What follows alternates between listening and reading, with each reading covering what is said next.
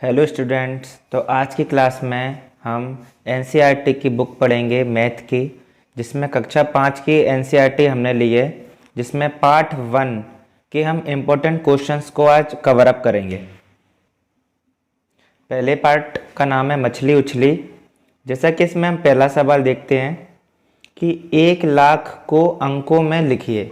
अब 1,00,000 को हमको अंकों में कैसे लिखना है, तो इसके लिए आपको इकाई, दहाई, सैकड़ा, हज़ार ऐसे सब लिखना आना चाहिए, तब जाके आप उसको अंकों में लिख पाओगे। अब इकाई, दहाई, सैकड़ा, हज़ार क्या होता है, जैसे मैं आपको बताऊं, ये होता है इकाई, दहाई, सैकड़ा, हज़ार, 10,000, लाख। जैसे मैं लाख तक की संख्या लिखनी है तो बोला क्या गया है, 1,00,000 को अंकों में लिखो। तो लाख कहाँ आ रहा है, यहाँ पे 1,00,000, और बाद बाकी के जितने भी बच रहे हैं वहाँ पर सब हमको 0 लगा देने हैं। ये हो गया हमारा 1,00,000। इस तरीके से आप जो भी संख्या चाहो वो आप लिख सकते हो। फॉर एग्जांपल आपको लिखना है 10,00,000, तो 10,00,000 कैसे लिखेंगे हम, इकाई, दहाई, सैकड़ा, हज़ार, 10,000, लाख, 10,00,000। अभी 10,00,000 का ये हमारा पॉइंट आ गया, तो इस पॉइंट पे हमको 10 लिख देना है, क्योंकि ये 10,00,000 की संख्या है, 10,00,000। और बाद बाकी जितनी भी जगह हैं वहाँ पर हम ये 0 लगा देंगे। ज़्यादातर बच्चे यही चीज़ों में गलती करते हैं, वो 0 कम लगा देते हैं तो ज़्यादा लगा देते हैं।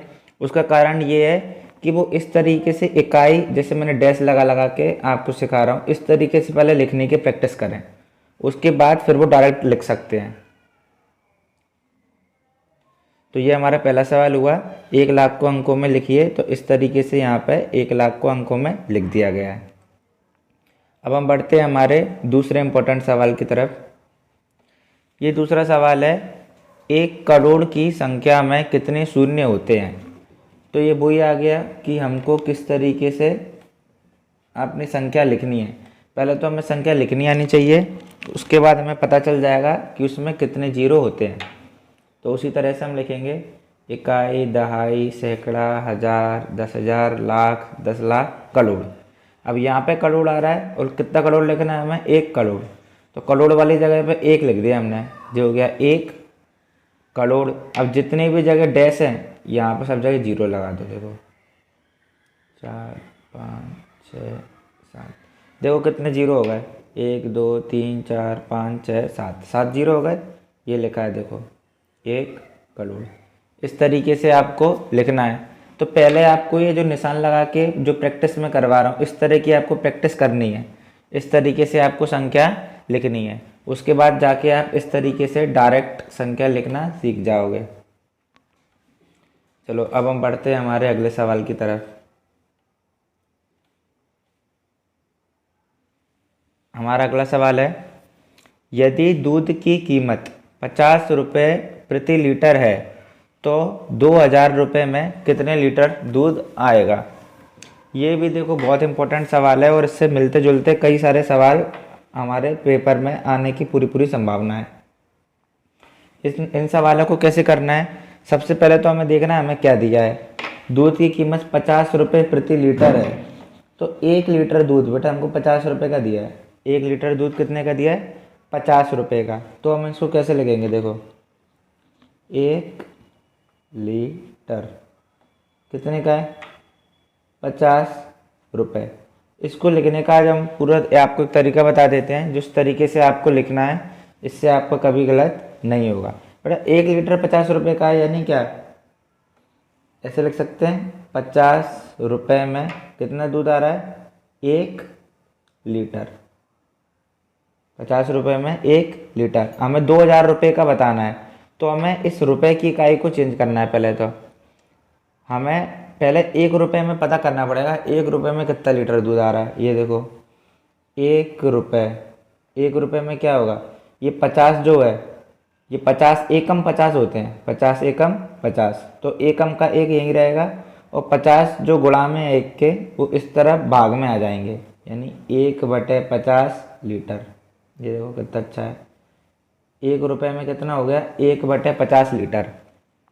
अब हमें जितने भी रुपए का पता करना है उतने भी रुपए का दोनों तरफ गुणा कर देंगे। हमको 2000 रुपये का पता करना है, तो एक पे क्या का गुणा करेंगे हम, यहाँ 2000 का, तो 2000 एकम 2000 हो जाएगा। 2000 रुपये, 2000 रुपये में कितना हो जाएगा, 2000/50। देखो जैसे ये लिखा है, यहाँ पे लिखा है 2000 रुपये में कितना आ गया, 2000/50। अब ये देखो, एक जीरो से एक जीरो कट गई, 5 चौक 20 और एक जीरो ये बची है, तो 40। इसका उत्तर कितना हो गया, 40 लीटर दूध। तो 2000 में कितना लीटर आ गया, 40 लीटर दूध। इस तरीके से जो हमने स्टेप बाय स्टेप आपको करवाया, इस तरीके से आप कितने भी रुपए का आ जाएगा, आप उतने रुपए का निकाल सकते हो। जैसे 1 लीटर दूध 50 रुपये का है, 2000 रुपये में कितना आ रहा है, मान लो पूछता वो कि 200 रुपये में कितना आ रहा है, तो यहाँ क्या लिखते, यहाँ भी क्या लिखते, 200, 2000 की जगह क्या लिख देते हम, 200, और ये क्या हो जाता है, 200/50।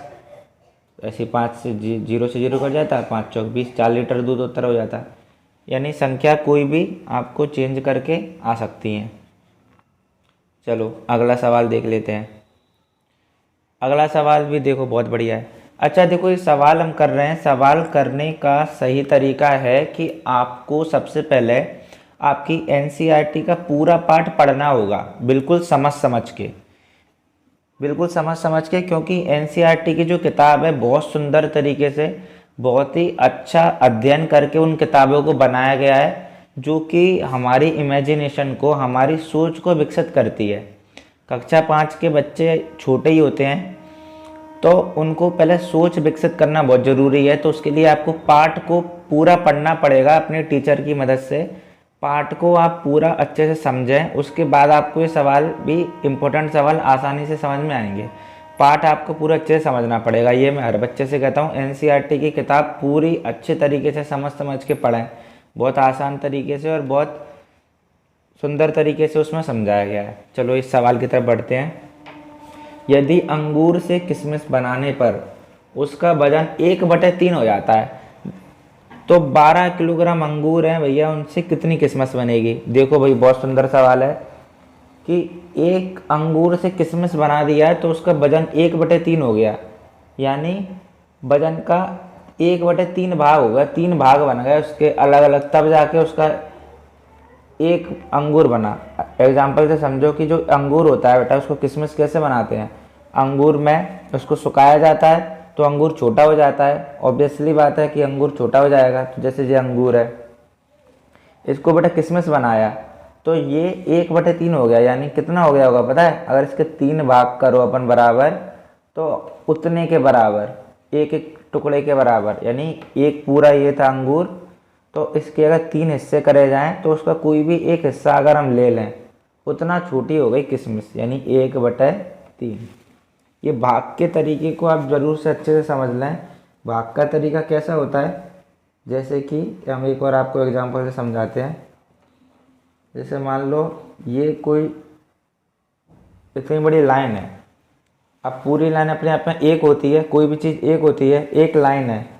अब इसका हमने बोला कि इसका 1/3 करो, 1/3, यानी इसके क्या, इसके 3 बराबर भाग, हर भाग क्या हो जाएगा 1/3, यानी एक पूरे भाग का तीसरा हिस्सा है, ये भी 1/3 है और ये भी 1/3 है, यानी ये पूरी लाइन थी, इसके 3 बराबर हिस्से कर दिए, हर एक हिस्सा क्या हो गया 1/3। ऐसे ही जो भैया अंगूर है, अंगूर होगा कोई, उसके अगर 3 बराबर भाग हिस्से कर दिए जाएं, यानी एक अंगूर के 3 हिस्से कर दिए हैं, तो उसका कोई एक हिस्सा उतना छोटा किशमिश बन जाता है, ठीक है, यानी 3 से भाग हो जाता है उसका एक अंगूर का। तो भैया 12 किलोग्राम अंगूर कितने किशमिश बन जाएगी, कितनी, वो भी छोटी हो जाएंगी। तो 12 किलोग्राम में भी भैया यहाँ पे हमने 3 का भाग कर दिया, है ना, जैसे 1/3 हो गया था, ऐसे ही 12/3।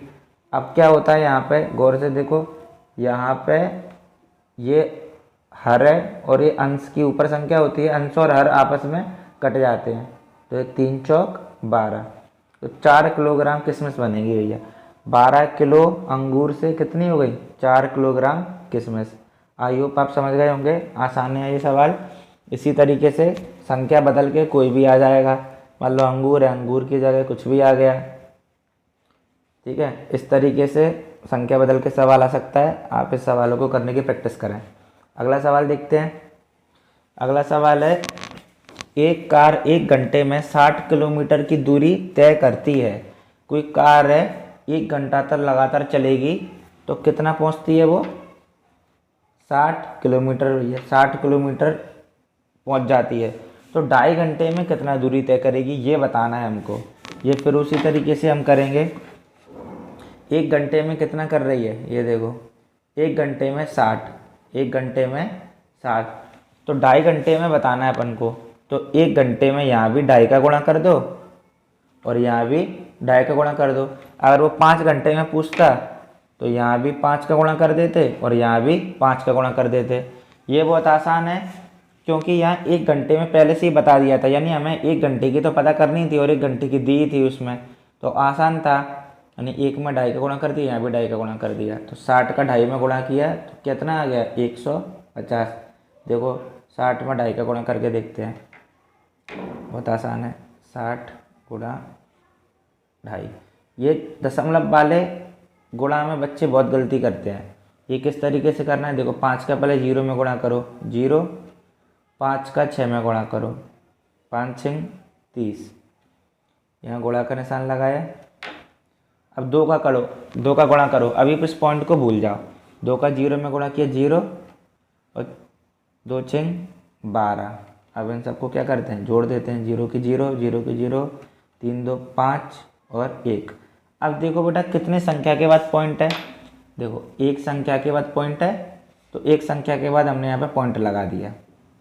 अगर 2 संख्या के बाद पॉइंट होता, मान लो कि आपका पॉइंट कहाँ होता, इधर पे तो नहीं होता, इधर होता, तो 2 संख्या के बाद पॉइंट हो जाता, तो हमको 2 संख्या के बाद पॉइंट लगाना पड़ता। अभी कहाँ है? अभी सिर्फ एक संख्या के बाद पॉइंट है हमारा, यहाँ पे पॉइंट है ना, तो यहाँ पे है तो हमने एक संख्या के बाद पॉइंट लगा दिया और पॉइंट में 0 कोई मतलब का नहीं होता, तो उत्तर क्या हो गया? 150। उत्तर क्या आ गया हमारा? 150 किलोमीटर। बहुत सुंदर सवाल था, ये इम्पोर्टेंट सवाल है। अगला सवाल हम देखते हैं। ये देखो, एक रेलगाड़ी 80 किलोमीटर प्रति घंटे की चाल से चलती है, यानी 1 घंटे में वो 80 किलोमीटर चलती है, तो 360 किलोमीटर की दूरी तय करने में कितना समय लगेगा? अब यहाँ देखो गाड़ी की चाल क्या दी है? 80 किलोमीटर प्रति घंटा, 80 किलोमीटर प्रति घंटा, और दूरी कितनी तय करनी है उसको? 360 किलोमीटर। इसके लिए बेटा आप एक सवाल, एक सूत्र आप ध्यान रखो, ये बहुत आसान सा सूत्र है। क्या होता है? समय बराबर दूरी बटे चाल। क्योंकि समय पूछा है ना उसने, कितना पूछा है? कितना समय लगेगा, तो सूत्र में हमने समय बराबर कर दिया। ठीक है, अगर चाल पूछी होती तो क्या होता? चाल यहाँ चली जाती और समय यहाँ आ जाता, यानी जो भाग में संख्या होती है ऊपर जाके क्या होती है? गुणा में बन जाती है, और जो गुणा में होती है वो नीचे आके क्या में बन जाती है? भाग में।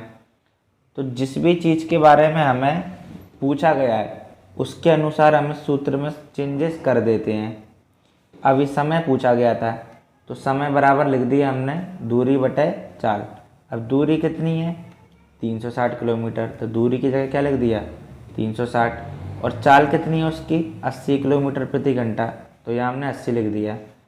अब ये देखो, ये कट गया, 0 से 0 कट गया, ये 4 दूनी 8 और 4 नाम 36। अब 2 का 9 में भाग दिया। अब ये दशमलव वाले भाग भी अगर आपको नहीं आते तो यहाँ देख लो, 2 का पढ़ा पढ़ना 9 से ज़्यादा नहीं हो, 2 चौक 8, 1 बचा। अब भाग जा नहीं रहा तो हमें यहाँ एक पॉइंट लगाना पड़ता है। हम पॉइंट लगाते हैं, उसके बाद हम कितने भी 0 बढ़ा सकते हैं, तो एक 0 बढ़ाने से हमारा काम हो गया, क्योंकि 10 2 के पाड़े में आते हैं, तो 2 पंचे 10, 4.5, तो उत्तर क्या आ गया? 4.5। तो रेलगाड़ी को 360 किलोमीटर दूरी तय करने में 4 घंटे और 30 मिनट का समय लगेगा। अब ये देखो 30 मिनट, ये तो 0.5 था, ये 30 मिनट कैसे हो गया? ये देखो 0.5 मतलब क्या होता है? आधा, यानी 4.5 घंटे, 4.5 घंटे। तो आधे घंटे में कितना, 30 मिनट ही तो होते हैं। 1 घंटा 60 मिनट का होता है, तो आधे आधे घंटे में कितने होंगे, 30 मिनट। इसलिए क्या लिख दिया हमने, 4 घंटे और 30 मिनट, 4 घंटे 30 मिनट। अगला सवाल देखते हैं। यदि एक फल विक्रेता 80 रुपये प्रति किलोग्राम की दर से सेब बेचता है, 1 किलो सेब कितने रुपए का बेच रहा है वो, 80 रुपये का, तो 12 किलोग्राम सेब बेचने पर उसे कुल कितने रुपए मिलेंगे। ये देखो, ये भी बहुत अच्छा सवाल है। विक्रय मूल्य क्या दिया है इसका, 80 रुपये प्रति किलोग्राम, यानी 1 किलो कितने में बेच रहा है, 80 रुपये में। अब वो 12 किलोग्राम का पूछ रहा है, तो क्या करेंगे, 12 का गुणा कर देंगे 80 में। ये तो बिल्कुल सीधे सीधे ही हो गया। जितने भी पूछता है 1 किलो का हमें पता होना चाहिए, कोई भी चीज़ का निकालने के लिए 1 का पता होना चाहिए। तो 1 किलो का पता ही है हमें, 1 केजी, 1 केजी यानी 1 किलोग्राम कितने रुपए का है, 80 रुपये। अब वो कितने पूछ रहा है, 12 किलोग्राम, तो 1 में भी 12 का गुणा कर दिया, तो 12 एकम 12, 12 केजी। और 80 में भी 12 का गुणा कर दिया, 80 में भी हमने क्या गुणा कर दिया, 12 का। तो 12 अट्ठे 96 और 0 की 0, तो 960, 960 इसका उत्तर आ गया। अगला सवाल देखते हैं। एक व्यक्ति ने मोटरसाइकिल खरीदने के लिए बैंक से 65,000 रुपये कर्ज लिया। कर्ज यानी एक लोन के तरीके से उसने उधार ले लिया 65,000 रुपये। अब 1 वर्ष में कुल मिलाकर 78,684 रुपये वापस किए। ये देखो, बैंक से लिए थे उसने 65,000 और 1 साल बाद उसने, 1 साल में, पूरे 1 साल के, 1 साल के बाद नहीं, 1 साल के अंदर हर महीने देना है उसको। तो पूरे साल में उसने हर महीने पैसा दिया, तो 78,684 रुपये वापस किए। ब्याज भी लग गया होगा, कुछ ब्याज समेत किए हैं। बताइए उसने हर महीने कितने पैसे वापस किए। ये देखो, ये हमको बेटा स्टेप बाय स्टेप करना है। जैसे इसमें पूरी स्टेप दी है ना, सबसे पहले हमारे को सवाल में क्या दिया है उसकी स्टेप हमको लिखनी होती है सबसे पहले, जिससे हमको सही नंबर मिले। तो पहले लिखा हमने बैंक से कर्ज लिया। बैंक से भैया कितना कर्ज लिया था उसने, 65,000, तो हमने यहाँ पे लिख दिया 65,000 रुपये कर्ज लिया। उसके बाद वापस किए, कितने वापस किए, तो अभी 4 गलती से लिख गया, यहाँ पे हमें 7 लिखना है ना, 7 लिखना है, 4 मिसप्रिंट हो गया। 78,684, 78,684। ये देखो स्टेप बाय स्टेप करना बहुत ज़रूरी है। पहले जो भी दिया है उसको उतारो, फिर दूसरी बार क्या दिया उसको उतारो, अब आपको उत्तर करना है। यानी हर महीने कितने वापस करेगा। अब देखो 1 साल में 12 महीने होते हैं, 1 साल में कितने होते हैं, 12। तो पूरे साल भर में उसने इतना पैसा दिया है 78,684, 12 महीने होते हैं। तो 1 महीने का निकालने के लिए क्या करेंगे, 12 से भाग, कुल जितने महीने होते हैं उतने से भाग, तो उतने से भैया भाग दे दिया। 78,684 का भाग 12 से दिया। अब ये आपको वर्क दे रहा हूँ, इसका भाग आप करके देखो, 6557, ये आंसर आना चाहिए 6,557। ये आ रहा है कि नहीं, वीडियो को पॉज करके आप ये भाग करके देखो। चलो अभी हम 9वें सवाल पे आ गए। 9वां सवाल क्या है, लड्डू की कीमत 200 रुपये प्रति किलोग्राम है, यानी 1 किलोग्राम लड्डू कितने का आ रहा है भैया, 200 रुपये का। तथा बर्फ़ी की कीमत 400 रुपये प्रति किलोग्राम है, बर्फ़ी 400 रुपये की है 1 किलो। राजू के पास 800 रुपये हैं, जिसमें से वह 1/4 रुपये लड्डू खरीदने में तथा 3/4 रुपये बर्फ़ी खरीदने में खर्च करता है। अब देखो पहले हमको पता चलना चाहिए 1/4 क्या होता है।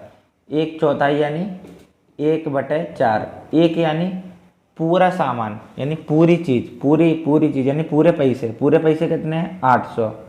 तो 800 के चौथा भाग यानी 1/4, 1/4 का वो क्या खरीदना चाहता है, लड्डू, यानी 800 का चौथा भाग क्या हो जाएगा बेटा, 800/4, एक पूरी चीज़ यानी 800 का चौथा भाग, 4 दूनी 8, 200 आ गया। यानी 200 रुपये का तो वो लड्डू खरीदना चाहता है, ठीक है। 200 रुपये का तो वो क्या खरीदना चाहता है, लड्डू। पहले ही पता चल गया भैया कीमत भी लड्डू की कितनी है, 200 रुपये प्रति किलोग्राम, यानी 1 किलोग्राम लड्डू 200 रुपये का है और 200 ही रुपये का वो खरीदना चाहता है, तो 200 रुपये में लड्डू कितने मिल जाएगा उसको, 1 किलोग्राम। ये देखो दोबारा इसको समझो, आसानी से समझो। इसमें क्या लिखा है यहाँ पे, सॉरी वो सवाल निकल गया। इसमें क्या लिखा है, जिसमें वह 1/4 रुपये लड्डू खरीदने में खर्च करना चाहता है। टोटल उसके पास पैसे हैं बेटा 800 रुपये। 800 का 1/4, 1/4 मैंने आपको बताया था 1/4 होता है, यानी 800 का 1/4, 1/4। तो 800 की जगह 800, का की जगह होता है बेटा गुणा, तो 800 का 1 में गुणा होगा तो 800 एकम 800, 800/4। अब 4 का भाग दे दो, 4 दूनी 8 और डबल जीरो की डबल जीरो, तो 200 रुपये पता चल गए हमको कि 200 रुपये से वो लड्डू लेना चाहता है। तो पहला सवाल है उसने कितने किलोग्राम लड्डू खरीदे। तो भैया 200 रुपये का वो लड्डू लेना चाहता है और लड्डू कैसे हैं 200 रुपये प्रति किलोग्राम, यानी 1 किलोग्राम लड्डू 200 के आ रहे हैं, तो 200 रुपये में वो कितने लड्डू खरीद लेगा, 1 किलोग्राम। तो इस सवाल का उत्तर क्या हो गया कि कितने किलोग्राम लड्डू खरीदे भैया, 1 किलोग्राम। अब देखो उसने कितने किलोग्राम बर्फ़ी खरीदी। अब बर्फ़ी वो कितने रुपए से खरीदना चाहता है, टोटल उस पे है 800 रुपये, टोटल उसके पास है 800 रुपये और 3/4 रुपये से बर्फ़ी खरीदना चाहता है। 3/4 यानी 3/4 यानी 3/4। ये आपको अच्छे से समझना है। 1/4 1/4, 2/4 2/4, 3/4 3/4। देखो आसान है, 3 यानी 3 पहले लिख दिया और चौथाई यानी बटे 4, 3/4। अब 800 का 3/4 निकालना है हमको, 800 का 3/4, का की जगह क्या लगाते हैं हम, गुणा, 800 गुणा 3/4।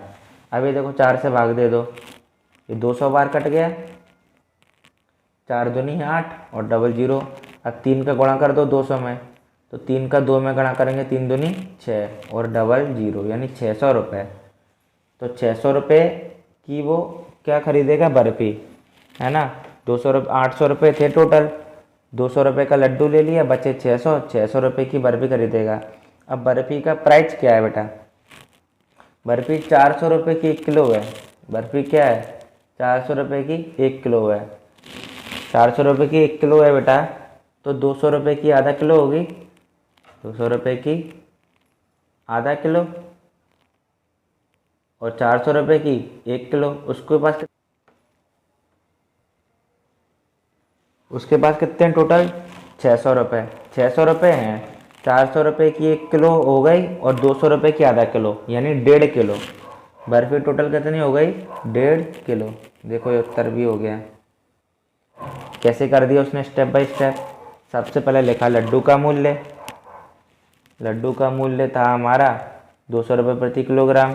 फिर लड्डू खरीदे, कितने खरीदे, 800 का 1/4, 800 का 1/4 वही बताया था, 4 दूनी 8, तो 200 रुपये के 1 किलो।